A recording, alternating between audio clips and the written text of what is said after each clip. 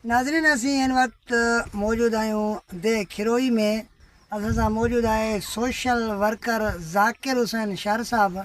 अचो त हुन सां ॻाल्हि ॿोल कयूं त हुनजो छा चवणु आहे ऐं हू कंहिंजे ख़िलाफ़ु जेको आहे त एहतिजाज करे रहियो आहे, उन सां ॻाल्हि ॿोल कयूं हुनजो छा चवणु आहे। सभ खां पहिरीं मां तव्हांजो शुक्रगुज़ार आहियां जो तव्हां हिन हंध ते पहुची करे तव्हां मुंहिंजो साथ ॾिनो आहे। त कुझु ॾींहं पहिरियां मूं चेयरमैन सेठ रोशन को इंटरव्यू वरितो हुयो त मां हिकु सोशल वर्कर आहियां, समाजी माण्हू आहियां।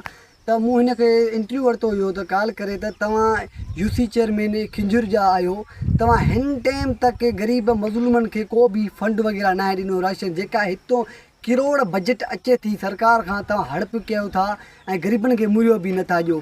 त हिन मूंखे मोबाइल ते धमकी ॾिनी त मां तोखे ॾिसी रहंदो, को ॾींहुं ईंदो।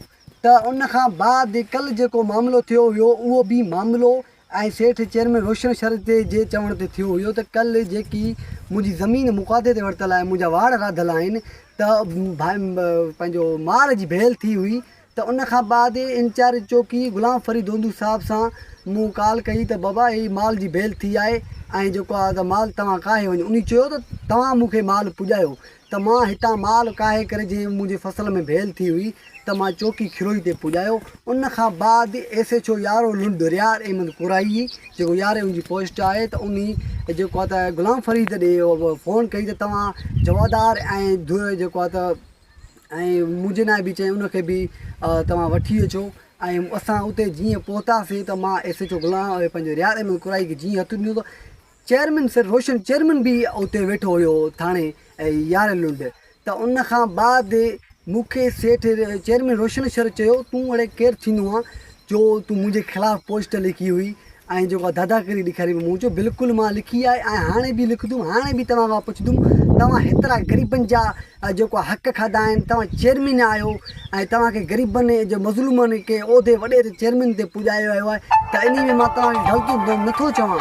त उन खां बाद हेतिरी किरोड़े बजट अचे थी त तव्हां त बिल्कुलु खिरोई में को ग़रीबनि खे त कुझु बि न आहे, मनपसंदि माण्हुनि खे तव्हां ॾिनो आहे ऐं पंहिंजी ख़ुशामद ते ॾिनो आहे। त उन खां बाद चेयरमैन रोशन शर मूं खां मोबाइल कसे करे जंहिंमें मुंहिंजी मोबाइल में 5000 कवर में पियल हुया। त उन खां बाद त मूंखे चई पिन कोड खोली थो या त जेको आहे जोकी मां इहो पंहिंजो इहो लिटरकेशन कयां या माना दॿाउ मूं ते विझो। त उनखे मूं पिन कोड मोबाइल जी खोले करे ॾिनी। त मुंहिंजी पेज तां जेका पोस्टां इलाही सारा रखियलु हुयूं, त उन मुंहिंजे पेज तां पंहिंजी पहिरियां नंबर त उन पंहिंजी पोस्ट डिलीट कई। पोस्ट डिलीट थियण खां बाद SHO रियार अहमद कुराई जेको उन मोबाइल चेयरमैन सेठ रोशन शर खां वठी करे मुंहिंजी मोबाइल पंहिंजे हथनि सां ई रिस्टोर करे ऐं रिस्टोर थियण खां बाद ऐं जेको आहे त मूंखे पंहिंजे रोशन शर चयो हुनखे SHO खे त हाणे फ़ैसिलो बि मुंहिंजे चवण ते थींदो ऐं हर शि ॻाल्हि मुंहिंजे चवण ते थींदी। मूं त चुप कऊं वेठो हुयुमि ऐं लाकअप बि मूं थियुमि। जेकी जवाबदार धुरी जेकी मुंहिंजे फसल जी भेल थी उहा बि मुंहिंजी माना छुटी ऐं लाकअप बि मूं थियुमि। त उन खां बाद ज़बरदस्ती उते चेयरमैन सेठ रोशन शर SHO रियार अहमद कुराई सां फ़ैसिलो लिखाए वरितो।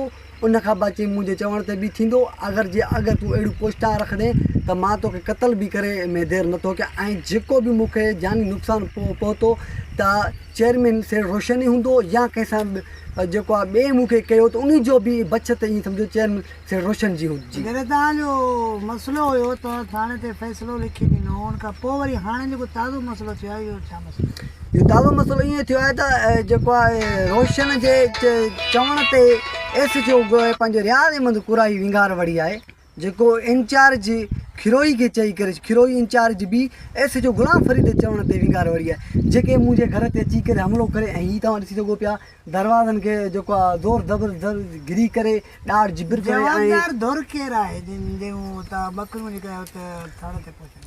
उहा असुल में ज़मीर आहे ऐं जेको आहे ॿियो पंहिंजो जबार आहे मियांदास जो पुटु, ज़मीर आहे तोकली जो।